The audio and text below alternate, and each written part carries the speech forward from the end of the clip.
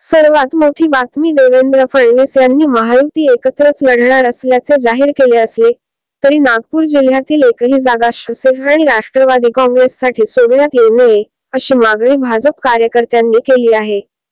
भाजपचे संपूर्ण जिल्ह्यात नेटवर्क आहे। यापूर्वी 12 पैकी 11 विधानसभा मतदारसंघात भाजपचे आमदार निवडून आले होते, त्यामुळे शिवसेना आणि राष्ट्रवादीला जागा सोडण्याचा प्रश्नच उद्भवत नाही अशी रोखठोक भूमिका भाजपचे जिल्हाध्यक्ष सुधाकर कोवळे यांनी घेतली आहे। त्यामुळे आता जागा वाटपावरून महायुतीमध्ये मोठा असंतोष निर्माण होण्याची शक्यता वर्तविली जात आहे। नागपूर जिल्ह्यात महायुतीत शिवसेना आणि राष्ट्रवादी काँग्रेसने प्रत्येकी 2 जागांची मागणी केली आहे। यापैकी रामटेकमध्ये शिवसेनेचे आशिष जयस्वाल आमदार आहेत। हा अपवाद वगळता जिल्ह्यात सेना आणि राष्ट्रवादीला भाजप डच्चू देणार असल्याचे दिसून येत आहे।